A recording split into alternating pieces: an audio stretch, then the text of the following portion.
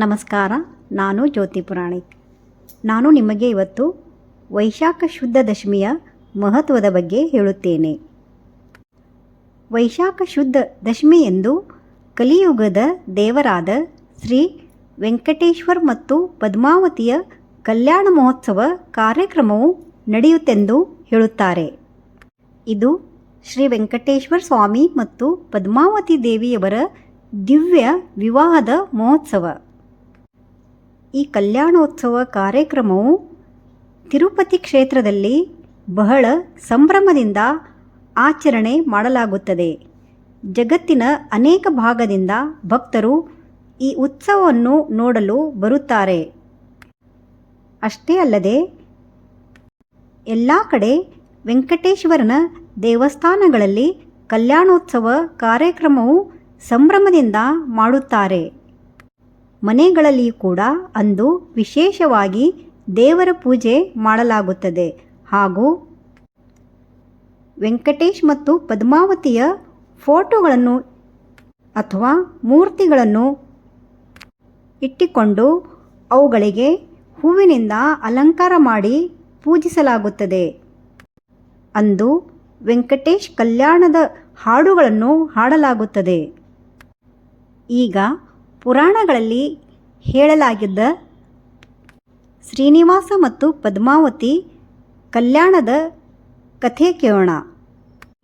ಪುರಾಣಗಳ ಪ್ರಕಾರ ಭೂಮಿಯ ಮೇಲೆ ಧರ್ಮವನ್ನು ಉಳಿಸಲು ಶ್ರೀ ಮಹಾವಿಷ್ಣು ಅವತಾರವಾಗಿ ವೆಂಕಟೇಶ್ವರ ಸ್ವಾಮಿಯಾಗಿ ತಿರುಮಲದಲ್ಲಿ ವಾಸ ಮಾಡುತ್ತಿದ್ದನು. ಧರ್ಮನಿಷ್ಠನಾದ ಆಕಾಶರಾಜನಿಗೆ ಸಂತಾನ ಇರಲಿಲ್ಲ.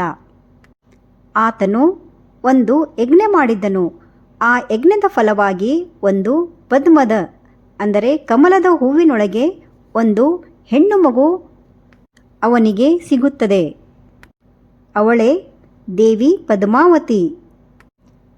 ಅವಳು ಬೆಳೆದಂತೆ ಅತಿ ಸುಂದರಳಾಗಿ ವಿನಯಶೀಲಳಾಗಿ ದೇವತ್ವದ ಗುಣಗಳಿಂದ ತುಂಬಿದವಳಾಗಿ ಪ್ರಸಿದ್ಧಳಾದಳು.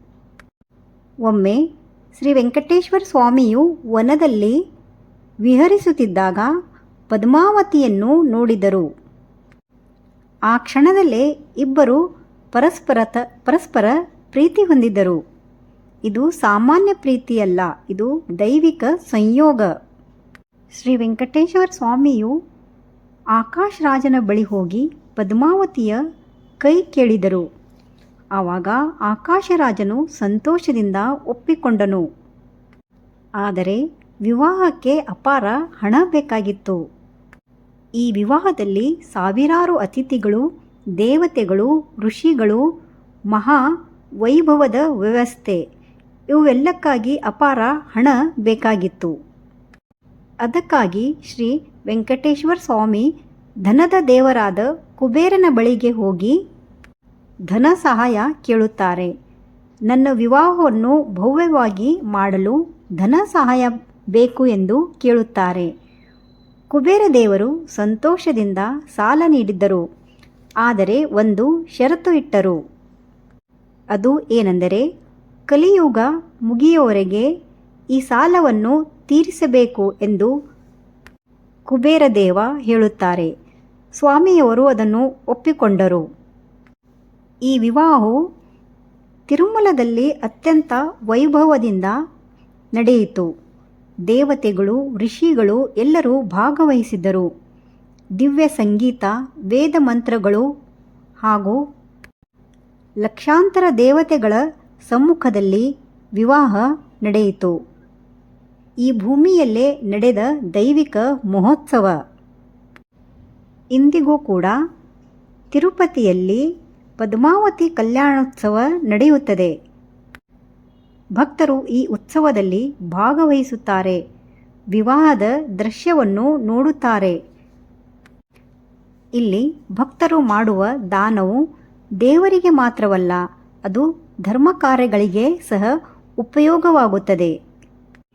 ಇಂದಿಗೂ ಕೂಡ ಭಕ್ತರು ನೀಡುವ ದಾನವನ್ನು ಈ ಸಾಲ ತೀರಿಸಲು ಎಂದು ನಂಬುತ್ತಾರೆ. ಅದಕ್ಕಾಗಿಯೇ ಭಕ್ತರು ಹಣ, ಚಿನ್ನ ದಾನ ಮಾಡುತ್ತಾರೆ. ಇವೆಲ್ಲವನ್ನು ಭಕ್ತಿಯಿಂದ ಅರ್ಪಿಸುತ್ತಾರೆ.